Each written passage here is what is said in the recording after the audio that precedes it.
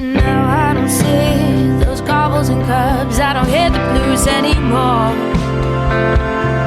Rough Trade is giving away a third of the first 3 months of the Rough Trade Club plus new music membership exclusively to 101 Part-Time Jobs listeners.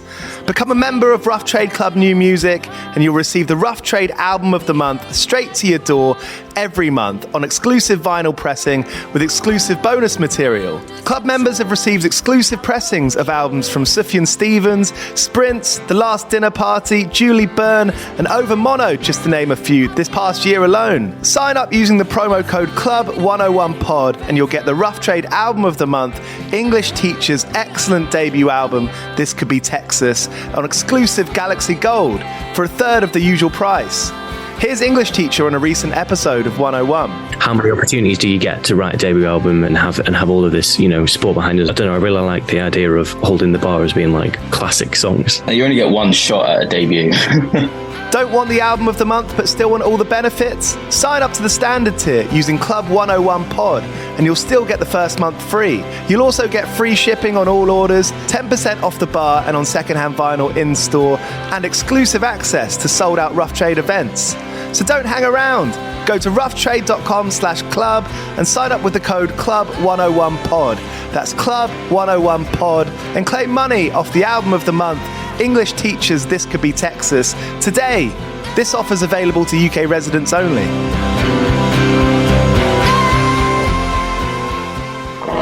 Do you play in bands? I did for the longest time. And I wish that I knew that DistroKid was a thing. I don't even think it existed back then. DistroKid makes music distribution fun and easy with unlimited uploads, and artists keep 100% of your royalties and earnings. 1 million plus artists rely on DistroKid to get their music on Spotify, Apple, YouTube, TikTok, Tidal, Instagram, and all the major streaming services. When you get DistroKid, you can see a DistroKid bank and withdraw your earnings. You get notified when you've earned royalties and you can withdraw via the app. And you can even check your streaming stats on Spotify and Apple. Get 30% off your first year on DistroKid by going to distrokid.com/VIP/101pod. 30% off for your first year. That's not bad. We know it's a tough world out there. Why don't you make it easier for yourself? And to get 30% off that free year as an artist, where you get 100% of your royalties and earnings, go to distrokid.com/VIP/101pod. All right, stay with me. I'll be right back after this.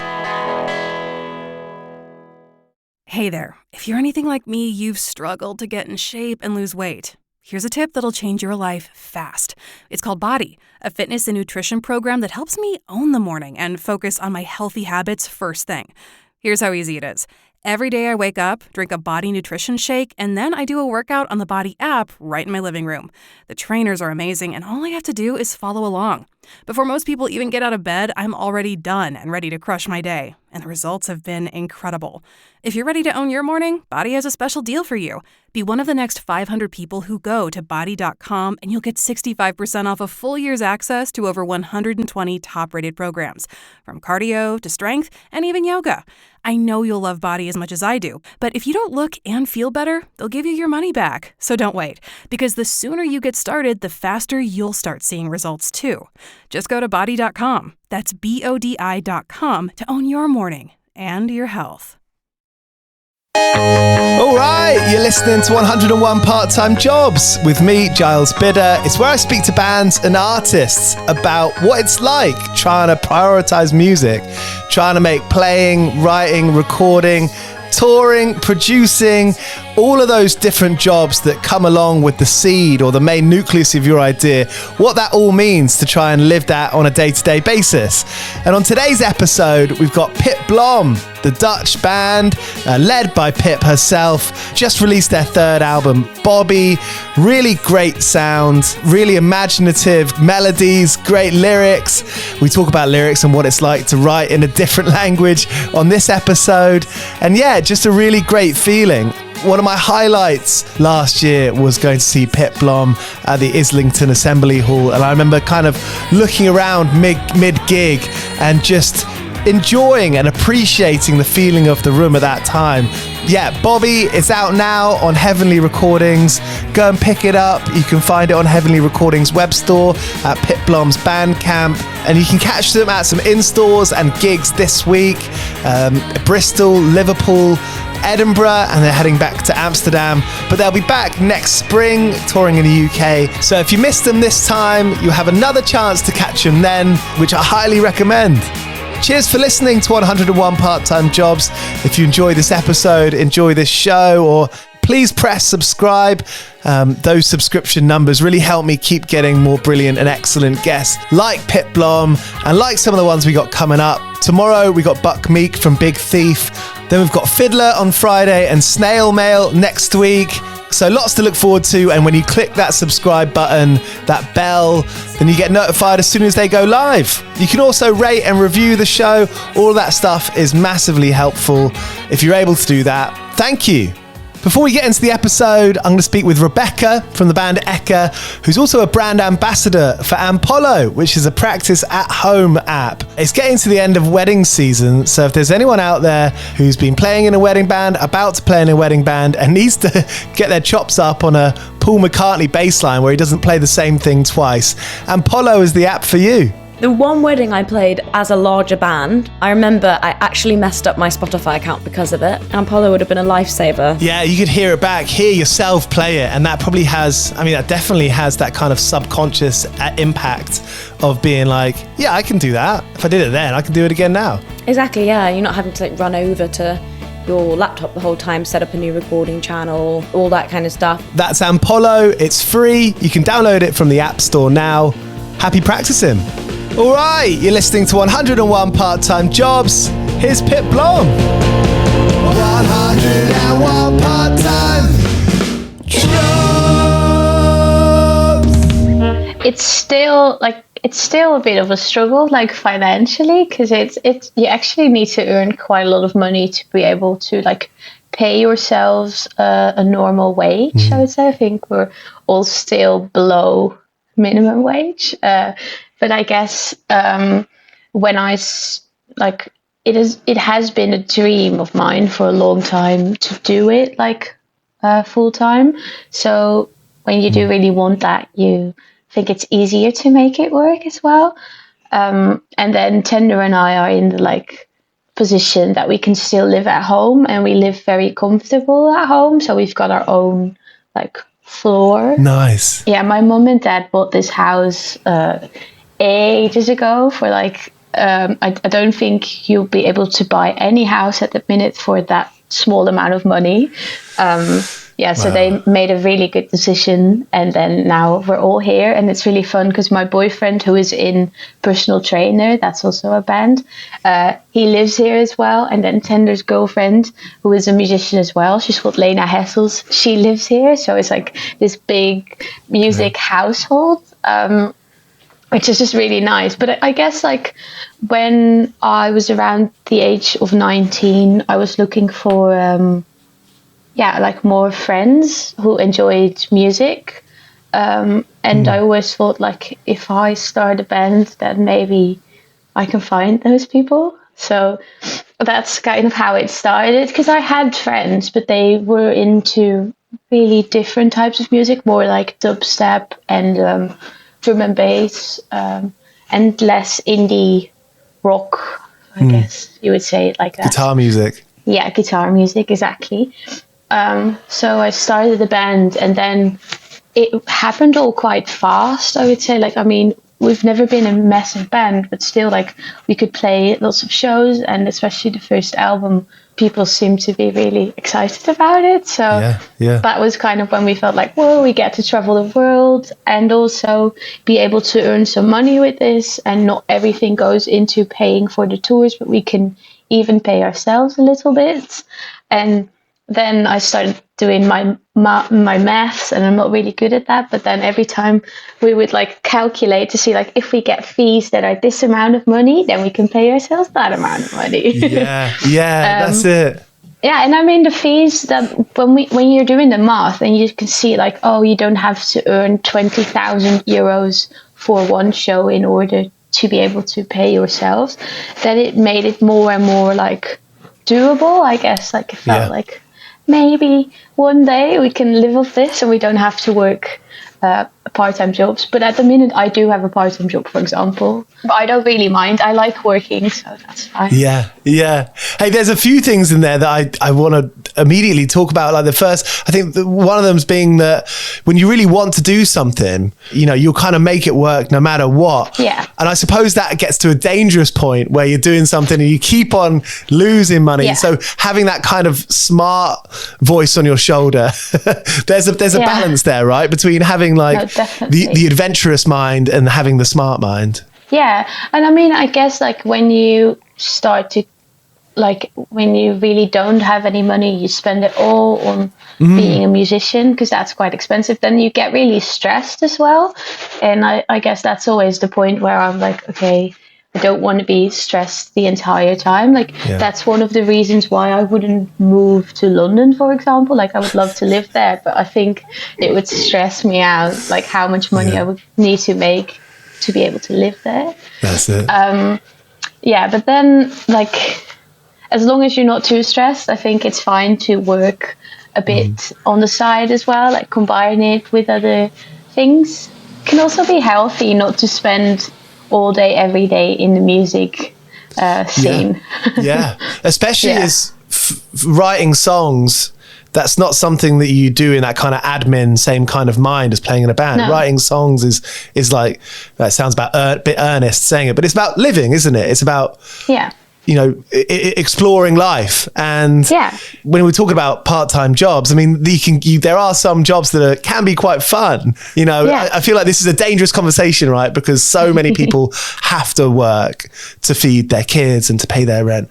I mean, and you know, it's really, you know, it's good to be mindful of that. There are kind of these small jobs that we can have that are like, they're fun. You know, if we're in a position where we can like enjoy something, and maybe working at a coffee shop becomes a place of a muse, or, you know, it becomes a place of inspiration. Yeah, no, it's like I work at the gardening center at the minute, and I really like plants, so that's like a great job for me. But I really like it because it's 2 days a week, and if it would be 5 days or 7 days a week, it would be completely different. So yeah, like that's 100% true that like if you need to work because otherwise you can't keep your head above the water, then it's like maybe that's, I don't know if that's English, by the way. No, it is, head above the waves, head above the water, definitely, Okay, because sometimes I translate these Dutch sayings and then I'm like, because we say, there comes the monkey out of the sleeve. I don't think that's an English thing, is it? No, but I'm going to start using that, having no idea what it means. So I was just thinking, do you know what it means? But what does it mean? As the monkey comes out the sleeve? Yeah, so like when, let me think, how can I explain? Like if someone asked you out to do something and you're really surprised, like why is he asking me to come to, I don't know, this place? And then all of a sudden he says like, I want to go there because I think my ex-girlfriend is there. And then you're like, aha, there comes the monkey out of the sleeve. Like that explains, I guess. That is a good one. That's cute, yeah. So you've been enjoying the garden centre then? Yeah, I really like it. It's fun because it's quite a versatile job. So one day I'm behind the cash register, and other days I need to like decorate tables with plants or like water plants, and it's just really fun because I like plants and I really like the environment. So yeah, it's been really nice. Being around green it lifts your mood, doesn't it? Definitely. Yeah, no, 100% sure. I would say the only downside of working at the garden centre is that I want to buy all the plants. But that's just too expensive. Yeah. That's fun. And you mentioned earlier when you were 19, you know, you had your friends, you know, you had your, you know, what was going on in front of you in your life. To have that idea of, no, I really like guitar music and indie rock, I'm going to try and do something. That's really brave. You know, I feel like people don't really talk about how much of kind of a strength of character or a strength of will or belief, you know, because you could perfectly easily go along and have that idea and never really do it. But to kind of make that extra step and be like, nah, fuck it. I'm going to do this. No one else is going to do it for me. I'm going to, you know, no one's ever going to do anything really for you in your life in that kind of creative sense. True. Have fun with it. Yeah. I mean, like, I at first tried to form a band, but that was really difficult because, I didn't know anyone, and it was just like, how am I going to find these people then? And if they don't know what type of music I want to make, so that's when I kind of started making music on my own, because I thought if I've got like 4 songs that I can send to people and be like, hey, this is the type of music I want to write. Do you want to join the band? And I think those 4 tracks, they're still on Spotify. Like, great. So those are like the first 4 I did. And that's a great example of maybe not having everything in place that you'd ideally want it to be, but just kind of working with what you got. Yeah. And I mean, I was terrified, and I'm a bit shy, and I find it difficult to just go up to people and be like, hey, do you want to be in my band? And then have to sing in front of people. But I guess I wanted to be in a band, or like at least make music with other people, because like all the bands that I liked, and around that time it was just like, I think Parquet Courts just were like getting really big, and I saw them for the first time. I was just like, this is so cool. Yeah. I would love to be able to do this with my friends as well.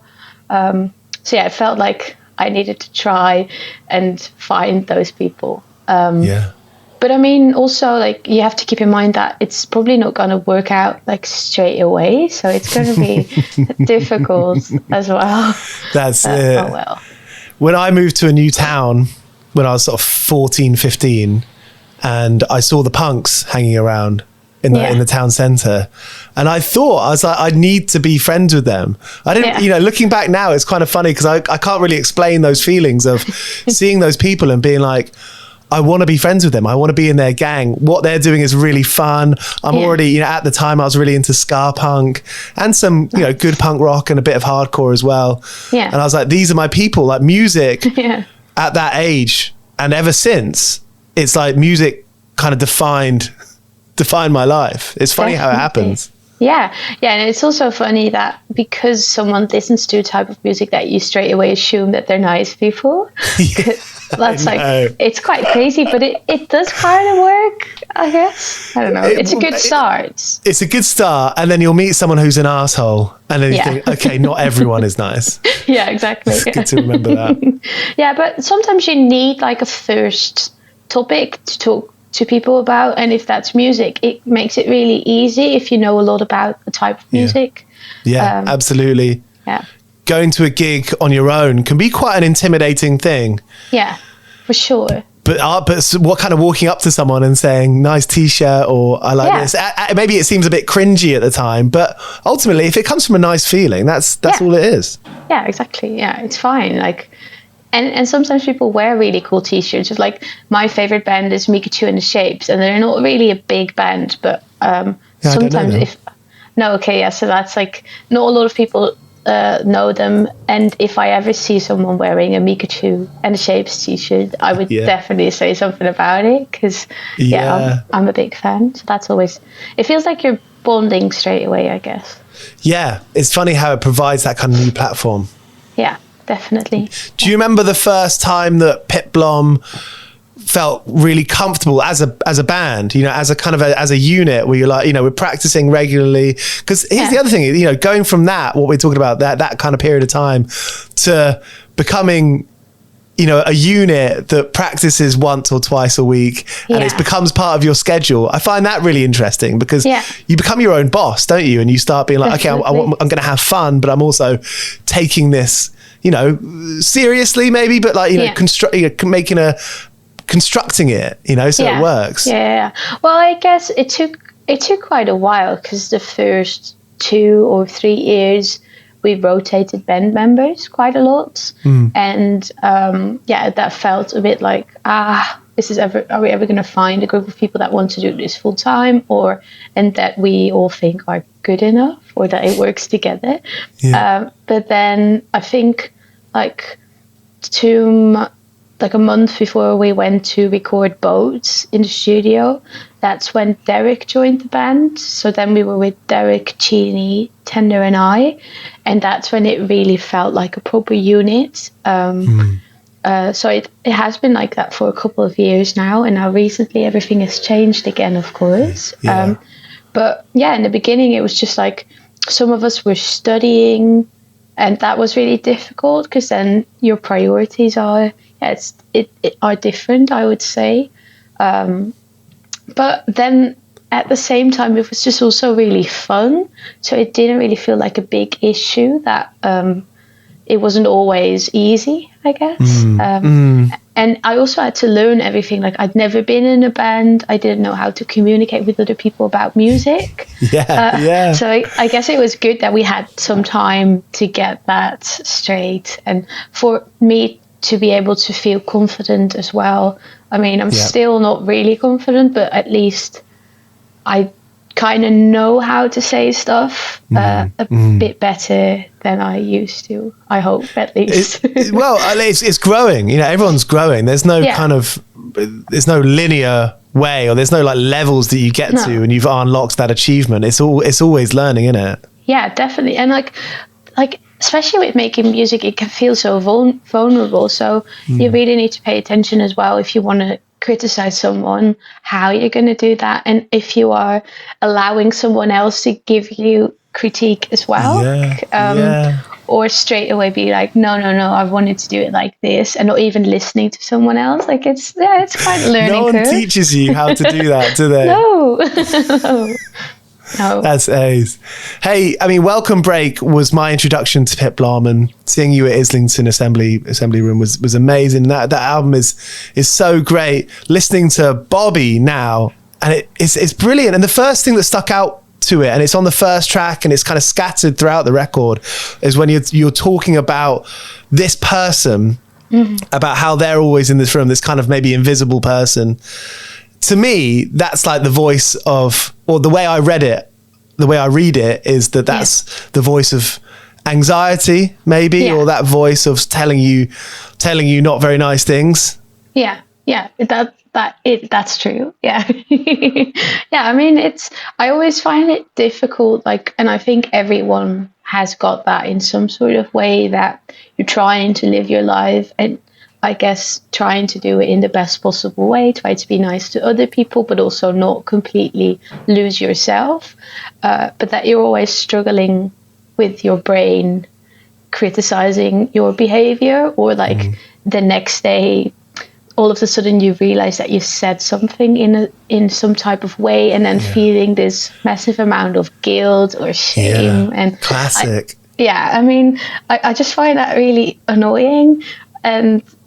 But at the same time, I do also think it's good to sometimes think back and be like, was that the right thing to say, or could I have done that differently? So it's a balancing game, I would say. Yeah, it's really good to hold yourself to account. And we live in a good time for it now. I feel like we live in a time where you can call out your friends more easily. That's more done, you know? Yeah, but that's also terrifying, because you don't want to be ignorant and not having realized that you're doing something that's annoying or bad, or I don't know, any type of way. So sometimes I guess you can lose track of yourself as well, being afraid to make mistakes, I guess. Mistakes is the big thing. That's how we learn. Exactly. So easy to say, much harder in reality. That's true. But then at the same time, you're right that it's good being called out as well, because that's when you realize, because sometimes you've just missed that you did something in a certain way. I mean, I enjoy living life, but I do also find it quite challenging at some points. And I guess you just try and be a good person, but that's not always easy. Yeah. I mean, we're kind of negotiating with our brains a lot of the time as well. Yeah. You know, we're kind of trading with them, trading with our own minds. Yeah, definitely. And like, yeah, and your emotions as well. I can be quite passionate, and sometimes the next day I'm like, oh God, should have been that passionate about something. I mean, when I think of when I put scenarios that I've been in, I've you know, a recent thing for me. It's such an obvious one, but it's never too late to apologize. That's something that I've learned recently. Yeah. Whatever it is, you know, bad or either is maybe a little bad thing or a really bad thing. You know, you can apologize. No, definitely. Yeah, it's just that sometimes, I don't know why, but it feels like self-sabotage, but then you want to apologize, and then every time you feel like it's not the right moment. But I mean, you should just do it, I guess. There's never a right moment for some of that stuff. Exactly. Yeah. But it's the same. Like, I've always struggled, and I know that lots of people do, so I don't feel like I'm a special snowflake. But like, when I'm in a group with lots of people that I don't really know, and then I'm not the one that talks first, I guess. So then you wait a bit, like maybe 5 minutes, and then there's this voice in your head that is saying, you should start saying something or else it's too late. And then 10 minutes go by, and then it's like your head says, you can't say anything now, because now it's going to be strange if you say anything. And then you just sit there for the entire 2 hours and be like, I messed up. Yeah. That stuff can drive you mad, drives you around the bend, doesn't it? Definitely, yeah. Because you have this outlet of being able to write about your emotions, write about your feelings, and, you know, contextualize things and make sense of your life. Do you think that's made you? Do you think you've encouraged yourself because you're writing lyrics? Mm-hmm. Are you kind of more in tune with facing your feelings and analyzing yourself really and putting that into storytelling? I mean, like, because I'm not from the UK and it's not my first language, I do feel there's always a barrier, because I can't, like, it just always feels like I can't 100% express the way I want to express myself. And I don't want to come across as someone that's trying too hard to be like English, like witty, and like I remember when like I was younger, Arctic Monkeys were really big, and those lyrics are of course like really cool, and I saw other bands around me trying to copy that way of writing, but I just always found it really cringy. But now I'm a bit older and I've thought about it quite a lot, and I think I just think it's really important to write lyrics, for me at least, that are quite straightforward, because then I feel most at ease with it. But I do use like Rhyme Zone, which is an online rhyme platform that helps me with rhyming, or Google Translate, all that stuff. Like, so it will never be 100% the way I feel. But I guess that's fine. It's lyrics anyway, so it's not like I'm trying to explain everything that I feel. So, I mean, as sort of minorly frustrating as that sounds, I mean, first of all, you've done a great job. I didn't even think until you said that about the sort of your English being your second language, and about that, you know, sort of those barriers that maybe you come up against. I wouldn't have even thought that. Oh, well, thanks for the compliment. That's good. No. Do you write a diary? No, I don't. I've always tried, but I find it difficult. Like after, like if you don't do it for like a day, then I feel like I failed. So I've just given up on that. That reminds me, I need to do my German Duolingo. That's the annoying thing about those. Yeah. They let you know you haven't done it. You're like, oh. Did you mess up your streak?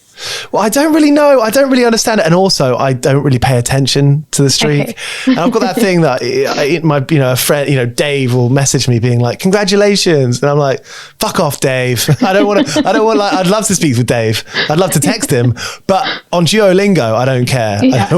I just want to learn my German and get out, Fair enough. So what is it? Why do you want to learn German then? My partner's German. Aha. Well, that's a good reason. And so I know a lot about that second language, and quite often, say we're having a fight, like a normal, an argument, she will be frustrated because in the heat of the moment, she won't be able to find the English words. Yeah, and that's really, really annoying. Yeah. But on the other side is that so often she'll describe something in a way, and I think that is such a beautiful way to describe that. You know, she would use words that I wouldn't, you know, English words that I wouldn't think of. And it always makes me, you know, never in a condescending way. It makes me laugh. It makes me happy. It fills me with joy. Yeah, I get that. I do understand. Yeah, no, fair enough. Like, and I remember when I was working on the record with Dave, the producer, Dave McCracken, he read through the lyric just to make sure that there aren't any like massive mistakes or like, I don't know. He's the sense police. I guess, but he also said like that he kept some bits in there that are maybe not 100% like right, like the proper way you should say it. But he said it felt really authentic and gave an extra element to lyrics. So, and then that was, I guess, the first time that I didn't feel ashamed. Like I was like, maybe that is true. Maybe that's my thing. I am not English, so it is fine. That was really for real. Quite nice. I mean, that's so, because it's all about finding yourself. It's all, you know, it's not about trying to be someone else it's about being the most you can be. Yeah, and sometimes you need someone else to be like, oh, but that's really nice, the way you've just done that. Yeah. And then you're like, maybe that is true. and you wouldn't have even thought about it. You know, you wouldn't think, oh, that was a really cool way I worded that or I phrased that. No, definitely not, no. In art, you don't have to make sense. No, you don't. Of course, you don't need to make sense. That's part of the fun of it. I mean, like rock and roll should be fun and free and you know, maybe a bit goofy, maybe serious at other times, but ultimately, it's up to you. Like you can't let anyone tell you how to be. No, but I guess because lots of bands in the Netherlands make music in English, so the focus on lyrics is really different. People are usually quite, either they dislike the fact that people have adopted an English accent, or they dislike the fact that people sing Dunglish, so English with a very thick Dutch accent. So I think being from a different country, the focus is really different on the language. It's more about like having to do it right instead of having fun with it, because it's like still something you're learning, and then the idea is that it should be done in a proper way. And or maybe that's what I've always thought. So maybe no one else thinks this. But is there a pressure to kind of, because the music industry is it's about, you know, especially in indie rock, it's about the United States and it's about England and it's about these English speaking countries. Yeah. Is there a bit of pressure, do you think, that you're like, okay, if we want to reach people, we should? Yeah, because like the Netherlands is such a small country. I mean, we live here with 17 million people, which is a lot because it only takes 2.5 hours. That's like the maximum amount of time you can drive from one side of the country to the other side. So it's tiny. And then the indie scene, like the guitar indie scene, I would say, isn't that big. It used to be a lot bigger, but it's not the thing at the minute. So it means that if you release something in the Netherlands, you can maybe play like, I don't know, a maximum amount of like 15 or maybe 20 shows a year. And that's just not enough to do this full time. So if you want to be able to do that, you have to expand and like go to the UK. But then again, when you go to the UK, it's really difficult because the industry is very centered or focused on the UK itself. It has been changing a lot, like recently, like the last couple of years. It's like I've noticed that there are more and more bands from outside of the UK that are doing well in the UK as well. But I feel like, it's not easy. That being said, it's not easy being from the UK and be in a band there either. Like it's just difficult becoming a big band. There's so many bands, aren't there? And no venue. I mean, as has been said on this podcast so many times, that when you go to Europe, you get treated so well at a gig. You get hot dinners, you get a place to stay. Yeah. Doesn't happen in England. No. And then it's like, so the costs to even get to the UK are quite high. But then, I mean, I guess if you want to be a musician just because it's easy, then I don't think you're in the right place anyway. So yeah, I don't know. That's the thing. Yeah. Hey, it's Kaylee Cuoco for Priceline. Ready to go to your happy place for a happy price? Well, why didn't you say so? Just download the Priceline app right now and save up to 60% on hotels. So whether it's Cousin Kevin's Kazoo Concert in Kansas City, go Kevin, or Becky's Bachelorette Bash in Bermuda, you never have to miss a trip ever again. So download the Priceline app today. Your savings are waiting. Go to your happy place for a happy price. Go to your happy price, Priceline.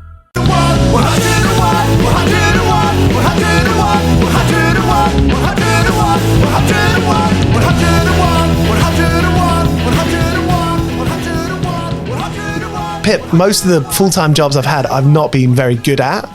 And I'm coming through a stage now where I think I'm just going to try and do what I'm good at. Everyone has something that they're good at.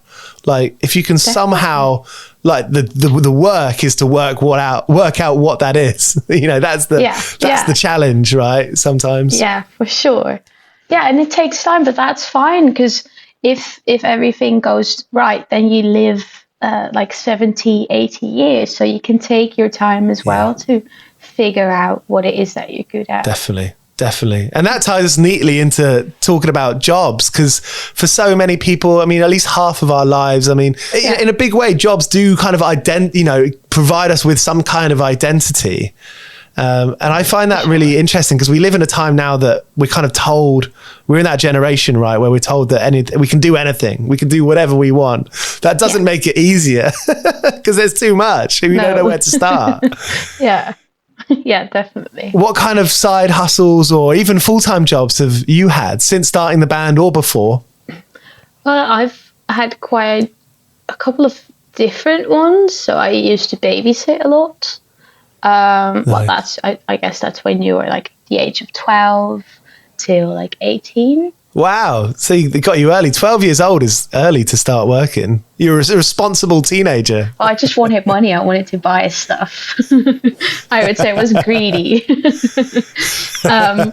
No, but then my next job was a weird one. I really enjoyed that, though. I think you call it a teleprompter, or like a prompter.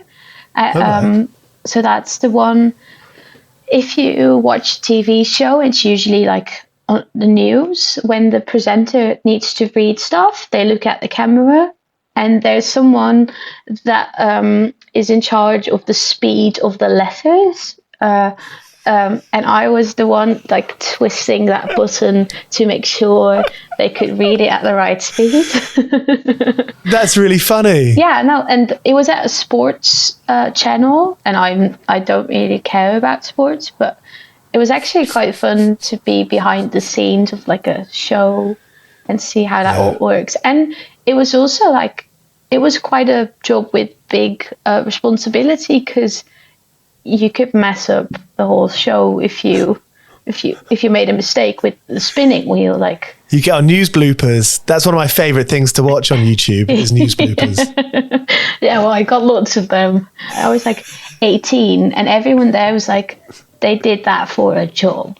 And I was just there like, spinning that small wheel, like learning on the job. Stressing out. Yeah. That's brilliant. Hey, Pip, thanks so much. It's great chatting and hearing these stories. Yeah, I've really enjoyed it. Good fun. Cheers. Bobby is such a brilliant record. You know, this podcast is hearing about the stories in and around, mostly around the music, but it's such a great album. And you got some, in the UK, you've got so many fans. You know, I mentioned it again, but going to that Islington show, that I haven't been to many shows that I felt such a communal sense, a good energy in the room. You know, you really bring that out of people. Oh, that's amazing. That's so cool to hear. I'm glad. I mean, I guess that's kind of what we try and do, but it's good to hear that it's kind of succeeding. Definitely. So yeah, definitely. It's great to hear. Yeah, brilliant. Thank you so much. Thank you. Thanks. So there she was, Pip Blom, here on 101 Part-Time Jobs. Go and listen to the record Bobby It's so great. It's got such great feeling. It's a real experience of a record. Can I say that without sounding wanky? It's an experience, man. Yeah, Pip Blom, Bobby, out now on Heavenly Recordings. Thank you so much for listening, and I'll be back tomorrow with Buck Meek from Big Thief, Fiddler at the end of the week, and Snail Mail next week. So make sure you subscribe. I've also got a newsletter on the website, 101parttimejobs.com. Sign up for that and you get some extra free stuff on Sundays. Yeah, it's all happening. And I'm doing a live show on the 12th of December with Bob Villan at Bush Hall in London. Tickets for that also at 101parttimejobs.com. Yeah, pretty scared to not sell any tickets for that, so please come. See you then.